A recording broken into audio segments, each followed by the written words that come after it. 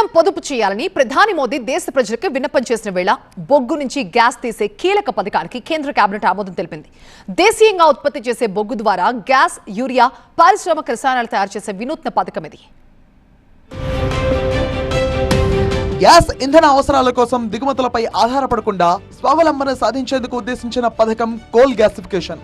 37,500 కోట్ల రూపాయలు ఈ పథకానికి కేంద్ర కేబినెట్ గ్రీన్ సిగ్నల్ ఇచ్చింది. ఎరువులు, విద్యుత్, ఇంధన తయారీ కోసం 75 మిలియన్ టన్నుల బొగ్గును గ్యాసిఫై చేస్తారు. ఈ ప్రాజెక్ట్ కనీసం 3 లక్షల కోట్ల రూపాయల పెట్టుబడులు ఆకర్షిస్తుందని అంచనా. ఈ ప్రాజెక్ట్ 50,000 ఉద్యోగాలు సృష్టించే అవకాశం ఉంది.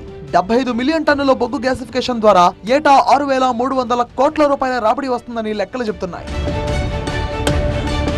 దేశంలో 400 బిలియన్ టన్నుల బొగ్గు నిల్వలు, 47 బిలియన్ టన్నుల లిగ్నైట్ నిల్వలు ఉన్నాయి. ప్రస్తుత వినియోగాన్ని బట్టి చూస్తే ఈ నిల్వలు 50 ఏళ్ల పాటు సరిపోతాయి.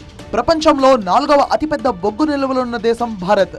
దేశంలో బొగ్గులో దాదాపు 80% థర్మల్ పవర్ ప్లాంట్లోనే వినియోగిస్తారు. గ్యాసిఫికేషన్ ప్రక్రియలో అధిక ఉష్ణోగ్రత దగ్గర బొగ్గు ప్రాసెస్ చేయడం ద్వారా కార్బన్ మోనాక్సైడ్, హైడ్రోజన్ తో పాటు సింథటిక్ గ్యాస్ వంటి హైడ్రోజన్ సల్ఫైడ్, కార్బన్ డయాక్సైడ్ వంటి ఉత్పత్తులు కూడా వెలువడతాయి. వీటినే సిన్ గ్యాసెస్ అంటారు. ఈ గ్యాసెస్ ను పెట్రో రసాయనాలు, ఇతర రసాయనాలుగా మార్చుకోవచ్చు. బొగ్గును మండించి ఇంధనాన్ని ఉత్పత్తి చేయడంతో పోల్చితే కోల్ గ్యాసిఫికేషన్ అనేది చాలా శుద్ధమైనది. బొగ్గు గ్యాసిఫికేషన్ ప్రక్రియలో బొగ్గులోని సల్ఫర్ ను హైడ్రోజన్ ను సల్ఫైడ్ గా మార్చుతారు.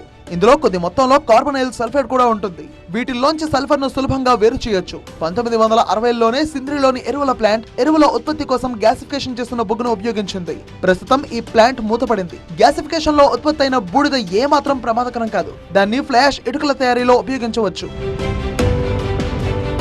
బొగ్గును ఇప్పటి వరకు మండించేందుకు మాత్రమే ఉపయోగిస్తున్నారు. కానీ గ్యాసిఫికేషన్ ప్రక్రియలో methanol, ethanol, ethylene, propylene, acetic acid, formaldehyde వంటివి ఉత్పత్తి చేయవచ్చు. 1 టన్ను మిథనాల్ ఉత్పత్తికి సుమారు 3 టన్నుల బొగ్గు అవసరమవుతుంది. దీనిని పెట్రోల్లో కలపవచ్చు. బల్క్ డ్రగ్స్ పరిశ్రమలో దీన్ని సాల్వెంట్ గా ఉపయోగిస్తారు. డైరెక్ట్ రెడ్యూస్డ్ ఐరన్ విధానంలో ఉక్కు తయారీ కోసం ప్రపంచంలోనే మొట్టమొదటి DRI ఆధారిత కోల్ గ్యాసిఫికేషన్ టెక్నాలజీతో పనిచేసే ప్లాంట్ ను ఒడిశాలో జిందాల్ స్టీల్ అండ్ పవర్ నెలకొల్పింది. हम 2030 तक 100 मिलियन टन्स का कोल गैसिफिकेशन का टारगेट आदरणीय प्रधानमंत्री जी ने दिया है. इसके लिए कार्बन एमिशन कम करना, क्लीनर कोल टेक्नोलॉजी को बढ़ावा देना, लो कार्बन इकोनॉमी दिशा में भारत को आगे बढ़ाने के लिए कोल गैसिफिकेशन एक बड़ा कदम है. ప్రస్తుతం ముడి చమురులో దాదాపు 83%, సహజ వాయువులో 50%, మిథనాల్ ఎరువుల కోసం 90%కి పైగా దిగుమతులపై భారత్ ఆధారపడి ఉంది. అంతర్జాతీయ ప్రతికూల పరిస్థితుల సరఫరాలో అంతరాయాలు, ధరల్లో మార్పుల కారణంగా ఈ పరిస్థితి మరింత దారుణంగా మారింది. కోల్ గ్యాసిఫికేషన్ ఈ సమస్యకు చెక్ పెట్టి ఇంధన భద్రతను మరింత బలోపేతం చేస్తుంది. 2030 నాటికి 100 మిలియన్ టన్నుల మేర కోల్ గ్యాసిఫికేషన్ పూర్తి చేయాలనే సంకల్పంతో నేషనల్ కోల్ గ్యాసిఫికేషన్ మిషన్ ను కేంద్రం ప్రారంభించింది.